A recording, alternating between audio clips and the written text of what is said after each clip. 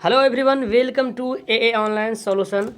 आज हम आपके लिए बहुत इंपॉर्टेंट यहाँ पे ज्योग्राफी का सब्जेक्टिव क्वेश्चन लाए हैं। ठीक है, ज्योग्राफी का इंपॉर्टेंट सब्जेक्टिव क्वेश्चन आपके लिए मैं डेली शाम को कभी साइंस कभी सोशल का सब्जेक्टिव क्वेश्चन ला रहा हूँ और मैथ का सब्जेक्टिव क्वेश्चन चल रहा है 12 बजे दिन में।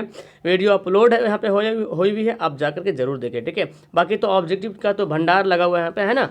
तो चलो स्टार्ट करते हैं, शुरू से लेकर आखिर तक देखना। और इस क्वेश्चन में आपको कितने सवाल याद है मुझे कमेंट करके बताना, और अगर याद नहीं है तो बस याद करने के लिए तैयार हो जाइए।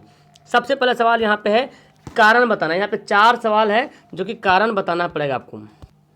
तो यहाँ पे 4 क्वेश्चन जिसमें कारण बताने वाला सवाल पूछा जा रहा है, आपके पास भी होगा। और ये एनसीईआरटी किताब का है। ठीक है, एनसीईआरटी किताब का सवाल है। कपास की खेती दक्कन प्रदेश की काली मिट्टी में अधिकांशता होती क्यों? आप जानते हैं कपास की खेती के लिए कौन सी मिट्टी चाहिए? काली मिट्टी चाहिए। ऑब्जेक्टिव सवाल में आता है, लेकिन यहाँ पे बोला है दक्कन प्रदेश की काली मिट्टी में अधिकांशता क्यों होती है, ये बताया जा रहा है, आपसे पूछा जा रहा है। तो आपको बताना ये क्या क्यों होता है, कारण बताना है। तो आइए देखते हैं। कपास की खेती के लिए लावा निर्मित, है ना, लावा निर्मित काली मिट्टी बहुत उपयुक्त होती है। यानी कि लावा निर्मित जो काली मिट्टी होती है वो बहुत उपयुक्त होती है क्योंकि यह अपने में अधिक समय तक नमी बनाए रखती है। क्यों? जो लावा निर्मित काली मिट्टी है वो अपने में जो है ना अधिक समय तक जो है नमी बनाए रखती है। मतलब नमी समझ रहे हैं ना, एक कम ताप का होता है, नमी बनाए रखती है। पुनः तेज व चमकीली धूप कपास के पौधे को बढ़ने में मदद करती है। उसके बाद फिर आपका क्या बोलता है कि अगर तेज और चमकीली धूप पड़ेगा कपास पर तो बढ़ने में उसको मदद करते हैं क्योंकि वो नमी उसके अंदर से बना हुआ है।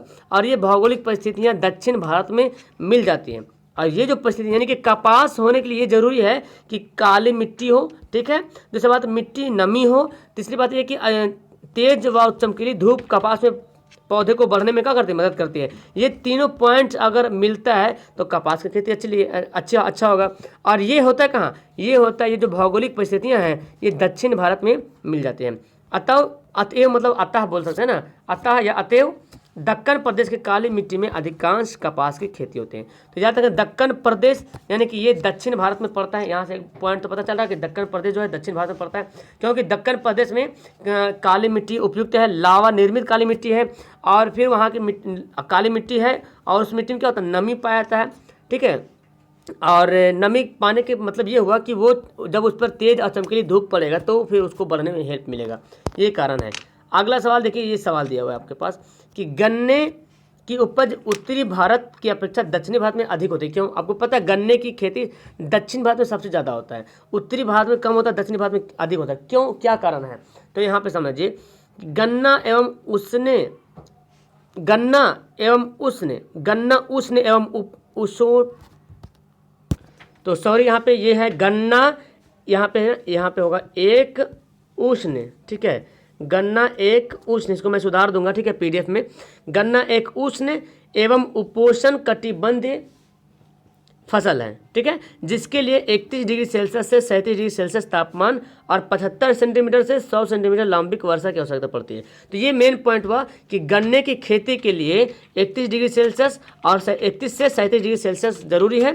31 से 37 होना चाहिए ना, 21 से 27, सॉरी 21 से 27 होगा। 21 डिग्री से 27 डिग्री, 21 डिग्री से 27 डिग्री तापमान जरूरी है और 75 से 100 सेंटीमीटर वर्षा की आवश्यकता पड़ती है। दक्षिण भारत में उत्तर भारत की तुलना में ये सारी अनुकूल परिस्थितियाँ उपलब्ध होती है। तो देखो जितना सारा ये जो लिखा हुआ आपका कारण बताइए, तो मेन पॉइंट यानी कि गन्ना उपज होने का क्या रीजन है, गन्ना किस जगह पे होगा, कैसा मौसम चाहिए, कितना बारिश होना चाहिए, अगर ये आपको पता होगा तो बस ये सवाल बन जाएगा। यहाँ पे थोड़ा सुधार लीजिएगा, उष्ण होगा। ठीक है, उष्ण, और यहाँ पे 21 होगा। 21 सेंटीमीटर से 27 सेंटीमीटर तापमान चाहिए और 75 सेंटीमीटर से 100 मीटर वर्षा चाहिए। अगर ये मिलता है तो गन्ने की खेती बहुत अच्छी होगी। और ये दक्षिण भारत में उत्तर भारत की तुलना में सारी अनुकूल परिस्थितियाँ अधिक उपलब्ध है। दक्षिण भारत में ज़्यादा है, उत्तर भारत में कम है। होता है दोनों जगह में, उत्तरी भारत में भी होता है गन्ना, दक्षिणी भारत में गन्ना होता है, लेकिन उत्तरी भारत में ज़्यादा होता है क्योंकि ये जो देख रहे हैं 21 से 27 और 75 से 100, ये सबसे अधिक जो है दक्षिणी भारत में ज़्यादा मिलता है। ठीक है, साथ ही तटीय प्रदेश होने के कारण, तटीय प्रदेश बोलते हैं जो समुद्र के किनारे जो प्रदेश होता है उसको तटीय किनारा बोलते हैं, ठीक है। तो तटीय प्रदेश होने के कारण आर्द्रता भी अधिक होती है। जाहिर सी बात, जो प्रदेश जो जगह समुद्र के किनारे बसा हुआ है तो देखेंगे वहाँ का जो मौसम है वहाँ आर्द्रता बना हुआ रहता है, ठीक है, नमी बना रहता है जो अधिक उपज के लिए आवश्यक है, और वो आर्द्रता जो है उपज, पौधे के उपज के लिए काफ़ी ही अधिक सहायक होता है। तो अतएव यानी कि अतः हम कह सकते हैं कि गन्ने की उपज उत्तरी भारत की अपेक्षा दक्षिणी भारत में अधिक होती है। देखो रटने की होते हैं, आप इसका मेन पॉइंट याद रखो कि 21 से 27 डिग्री इसका तापमान चाहिए, ठीक है, और 75 से 100 सेंटीमीटर वार्षिक आवश्यकता होनी चाहिए। और ये कौन सा फसल है, ये उष्ण और उष्ण एवं उष्ण कटिबंधीय उपोष्ण कटिबंधीय फसल है, ये जानिए। तो ये तीनों अगर खूबियां हैं तो फिर दक्षिण भारत में ज़्यादा मिलता है, उत्तरी भारत की कम, उत्तरी भारत की तुलना में दक्षिणी भारत में ज़्यादा मिलता है। और साथ में दक्षिणी भारत में तटीय प्रदेश होने के कारण ये है कि वहाँ आर्द्रता बने रहता है, और आर्द्रता जब बनी हुई है तो फिर उपज तो ऑलरेडी हो गई होगा, तो इसके कारण जो है वहाँ सबसे ज़्यादा गन्ना होता है। अगला देखिए कपास, यहाँ पे है भारत कपास का आयात एवं निर्यात दोनों करता है। मतलब भारत जो है कपास खरीदता भी है और बेचता भी है, दोनों, आयात एवं निर्यात दोनों करता है। कारण बताइए। तो भारत, यहाँ पे कारण बताएं क्या कारण है। भारत विश्व का एक प्रमुख कपास उत्पादक देश है, ठीक है। भारत जो है विश्व का एक प्रमुख कपास उत्पादक देश है, किंतु विभाजन के बाद, जब विभाजन हुआ था तो फिर अच्छे किस्म के जो जहाँ कपास उत्पादन होना चाहिए था वो अधिकांश भाग जो बांग्लादेश में चला गया।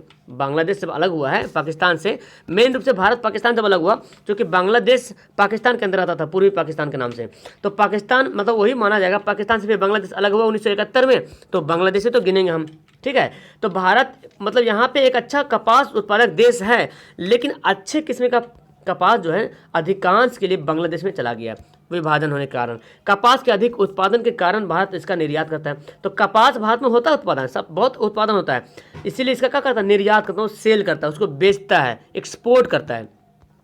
साथ ही भारत में वस्त्र उद्योग काफ़ी अधिक है, भारत में वस्त्र उद्योग तो ज़्यादा अधिक है।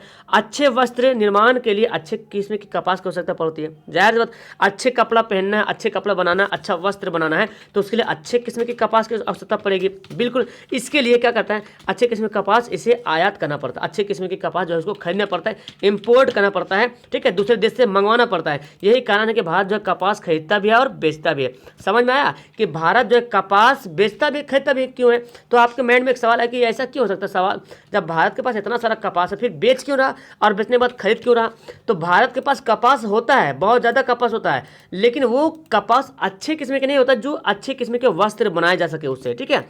यानी कि अच्छे कपास तो बहुत होता है, जो कि अधिकांश कपास होने के कारण जो है क्या करता है, दूसरे देश को निर्यात करता है। लेकिन अच्छे किस्म के वस्त्र बनाना है तो अच्छे किस्म की कपास की भी आवश्यकता पड़ती है। इसके लिए जिस देश में अच्छे किस्म की कपास हो रही है, जैसे बांग्लादेश या और कोई देश हो गया, ठीक है, तो उन देशों से भारत जो है कपास को क्या करता है, आयात करता है ना, खरीदता है, एक्सपोर्ट करता है। ये हो गया इंपोर्ट करना है, आयात मतलब इंपोर्ट करना, और बेचना मतलब एक्सपोर्ट करना, मतलब यहाँ से बेचना, ये होता है। अब यही कारण है कि कपास का आयात और निर्यात दोनों करता है भारत, ठीक है ना, यही कारण है। तो समझ में आ गया, यहाँ पे कोई दिक्कत नहीं। कपास भारत खरीदता कैसे क्यों है, अब बेचता क्यों है, ये कारण पता चल गया। क्योंकि है कपास बहुत काफ़ी, लेकिन वो ज़्यादा मतलब बोलते ना ज़्यादा अच्छे किस्म के नहीं जो अच्छे किस्म के वस्त्र बनाए जा सके। तो आज ज़्यादा होने का कारण क्या है, भारत बेच दे रहा और अच्छे किस्म के कपास खरीदने के लिए, अच्छे किस्म के वस्त्र बनाने के लिए कपास को खरीद रहा, ठीक है, समझ में आ गया। अब आप देखो, ये देखो, भारत विश्व का एक अग्रणी राज्य चाय निर्यात देश है। मतलब चाय निर्यात में समझ रहे ना, चाय बेचने वाला, चाय एक्सपोर्ट करने वाला सबसे विश्व का सबसे ज़्यादा देश, मतलब सबसे आगे जो देश है ना वो भारत है, ठीक है। भारत में चाय उत्पादन के लिए अनुकूल भौगोलिक परिस्थितियां मौजूद है। यानी कि चाय के उत्पादन के लिए जो अनुकूल भौगोलिक स्थितियां चाहिए, मतलब कितना डिग्री टेम्परेचर का ये चाहिए, कितना वर्षा होनी चाहिए, ये सब जो मतलब मौसम क्या होना चाहिए, तो वो सब जो है ना अनुकूल परिस्थितियां जो भारत में मौजूद हैं, जिसके कारण यह है कि यहाँ चाय का उत्पादन संतोषजनक मतलब अच्छे ढंग से हो पाता है, जितना चाहिए उतना हो जाता है। किंतु इसकी खपत भारत में पूरी नहीं हो पाती। मतलब भारत वाले लोग जो है ना ज़्यादा चाय नहीं पीते, पूरी खपत नहीं हो पाती, इतना हो जाता है, इतना होता है चाय कि लोग चाय मतलब पीते नहीं, मतलब पीते तो है लेकिन खपत पूरी तरीके से नहीं हो पाती है। अब चाय बच के क्या करेगा, सड़ेगा तो नहीं। तो यहाँ के चाय की मांग भी विश्व बाजार में काफ़ी है। माने वर्ल्ड मार्केट में जो है ना, विश्व बाजार बोलते हैं जो जहाँ के मतलब एक ऐसा बाजार जो मतलब कि अलग अलग देशों का सामान वहाँ पर मिलता हो, ठीक है। तो विश्व बाजार को मतलब जैसे अलग देश आके खरीद रहा, ठीक है, अलग देश है, कोई और देश है, बांग्लादेश हो गया, कोई अलग देश हो गया, आकर के भारत से चाय खरीद रहा, क्योंकि भारत का जो चाय है ना विश्व बाजार में काफ़ी मांग है वहाँ पे, उसका जो है काफ़ी मांग चल रहा है वहाँ पे, काफ़ी इंटरेस्टेड भारत का चाय से है।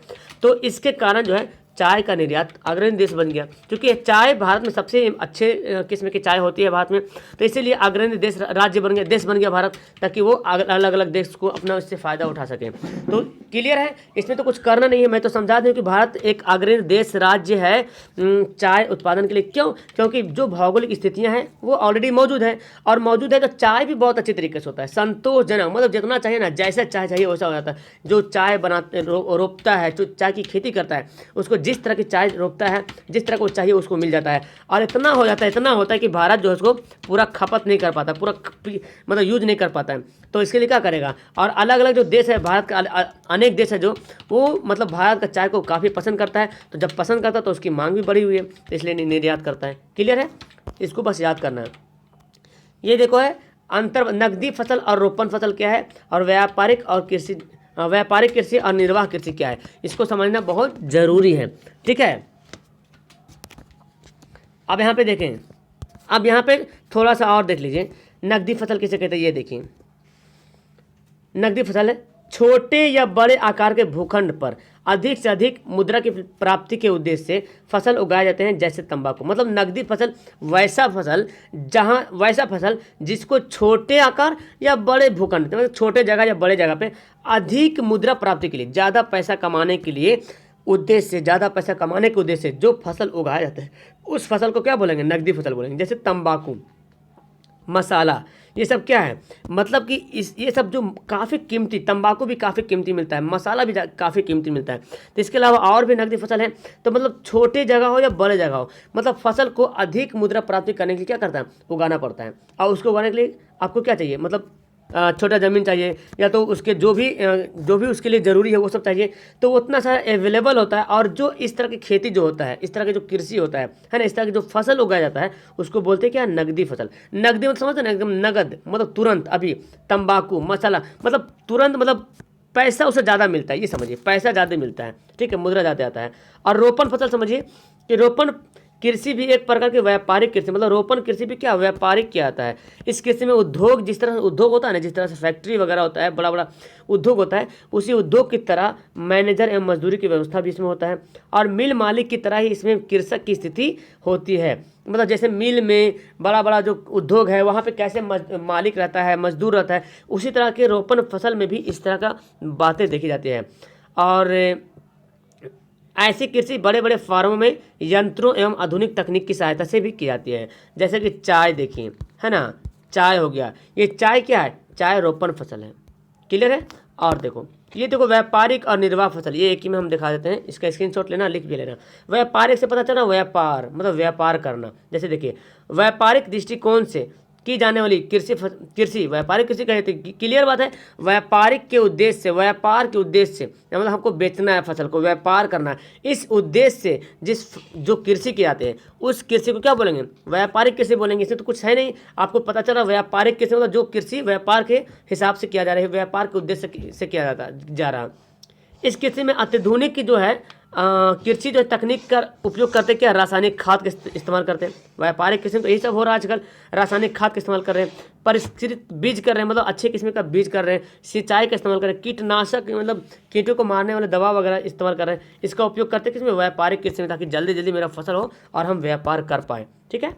और एक परंपरागत तरीके से जो कृषि होता है, जैसे कि बैल लगाया, हल जोता, कुदाल चलाया, खेती किया। जैसे धान देख लीजिए, है ना, धान की खेती कैसे होता है, पहले हल चलाते हैं, बैल से खेत को जोतते हैं, कुदाल चला के आरी बनाते हैं, खेत बनाते हैं। तो ये परंपरागत मतलब शुरू से जो चलते आ रहा।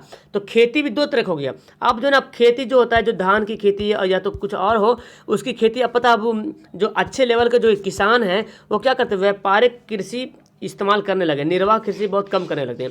व्यापारिक कृषि मतलब कि व्यापार के रूप से बहुत सारे किसान होते हैं जो व्यापार के हिसाब से कृषि करते हैं कि जल्दी जल्दी इसका काम करें, सालपीट वगैरह डालें, है ना, अच्छे किस्म का बीज डालें, सिंचाई करें, कीटनाशक का इस्तेमाल करें ताकि कृषि मेरा जल्दी जल्दी बढ़े और हम उसको जल्दी से व्यापार कर पाए।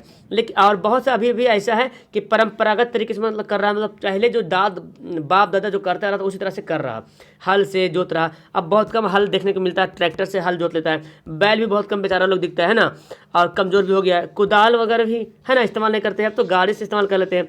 तो इस तरह से अभी भी कुछ है जगह इसकी सहायता जो खेती करता है। कृषि जिसमें फसल उत्पादन जीविका निर्वाह के लिए मतलब बहुत से किसान ऐसा है ना कि खेती जो करता है ना बस अपने घर चल सके, ऐसा भी खेती है। वो निर्वाह का मतलब वही हुआ कि जीवन बिताना। तो बहुत से किसान चाहते हैं कि बस मेरा घर चल जाए और कुछ दिक्कत नहीं, तो वो बेचारा क्या करेगा, कुदाल उठाएगा, हल उठाएगा, बैल को हकेगा, ले चल जाएगा खेत में, कृषि करेगा। ठीक है, तो उत्पादन इसी के लिए मतलब निर्वाह के लिए, अपने जीवन बिताने के लिए ये कृषि किया जाता है, निर्वाह कृषि कराता है। क्लियर है? तो इस तरह से समझ में आ गया, मतलब क्लियर है यहाँ पे, मतलब परंपरागत तरीके से खेती करना क्या कहलाता है, निर्वाह कृषि, यानी कि उसमें क्या करते हैं, बैल, कुदाल, हल आदि की सहायता से कृषि करते हैं। परंपरागत तो यही समझ रहे हैं, पहले तो ऐसे ही होता था कृषि, निर्वाह कृषि। इस कृषि पर जनसंख्या को बोझ अधिक होता है, इस कृषि पर जनसंख्या का बोझ अधिक होता है एवं आधुनिक तकनीक का उपयोग लगभग शून्य। मतलब इस कृषि पर जो है जनसंख्या का बोझ अधिक, मतलब ज़्यादा लोग इस पर मतलब नहीं डिपेंड रह सकते, ज़्यादा लोग इससे नहीं चल सकता है।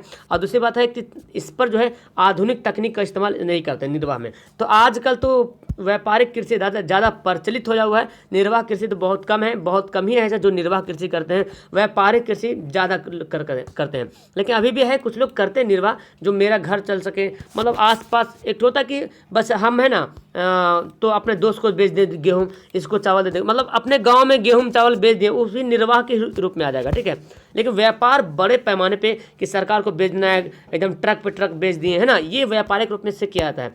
तो इस तरह से हो गया निर्वाह और कृषि, निर्वाह कृषि और व्यापारिक कृषि। अब देखो ये प्रश्न ने किसी स्टूडेंट ने मेरे से टेलीग्राम पे भेजा था, सर इसको बता दीजिएगा, तो मुझे लगा चलो ये भी बता देते हैं। तो आप लोग को भी इसी तरह से कुछ प्रश्न की आवश्यकता है सब्जेक्टिव का, तो टेलीग्राम पे मुझे मैसेज जरूर कीजिएगा, मैं कोशिश करूँगा उसका आंसर आपको प्रोवाइड करने के लिए। बाकी तो बहुत कुछ का डाला हुआ अपलोड है वीडियो, जाएँ और वहाँ पर देखें। ओके, तो वीडियो यहाँ पे करता हूँ लास्ट, अच्छी लगी तो लाइक करना। That's all, thank you everyone, bye.